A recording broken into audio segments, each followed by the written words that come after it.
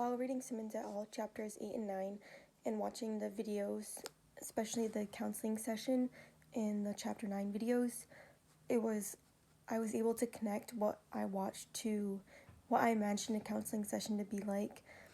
I resonated a lot with the importance of creating an authentic and positive intake, like first impression with the client, and to really emphasize creating a positive first session to kind of go as a base off of that for the client.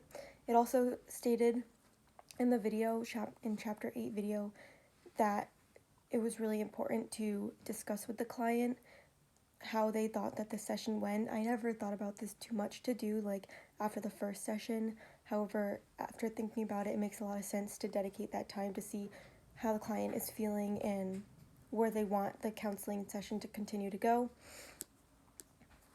After, I learned a lot about how to actually go about conducting a counseling session in undergrad, so what I saw in the video did not come too surprising to me.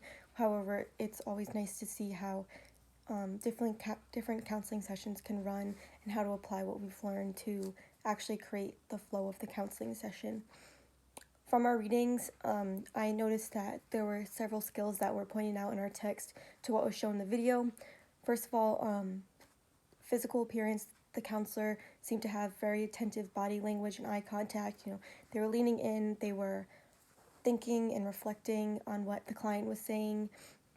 They were also had positive very direct eye contact, and just showed that they were really paying attention to what the client was saying. I also noticed that in both of the videos, the counselors demonstrated a warm attitude. It says in our text that with a warm attitude, it says in Chapter 8, on page 318, a warm attitude is used to show that the therapist actually respects and likes the client.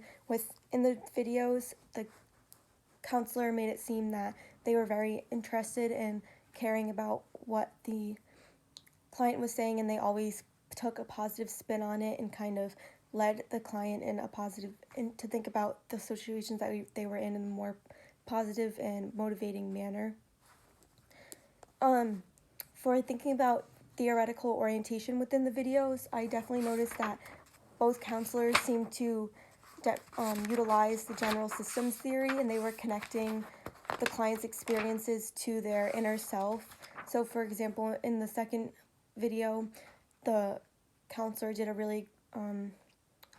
used a lot of what the client was saying about her going out and the events that she was attending, and connected it back to how she was feeling and her inner self, and back to her individual and her microsystem, things like that. I also noticed when thinking about what counselor would be a good fit for me, I don't think I would go by either counselor, because everyone is going to be different within their own counseling strategies and come off in a different way, and it's more about how you identify yourself in order to guide that counseling session. So I can't say I completely resonate with either of the counselors. However, I did feel that they used all of the strategies that we are taught within their counseling. A question that I would have for the counseling session and the skills used is how specifically throughout that counseling session they applied what theoretical framework they base their work off of, and how they use that indirectly or directly within the counseling session.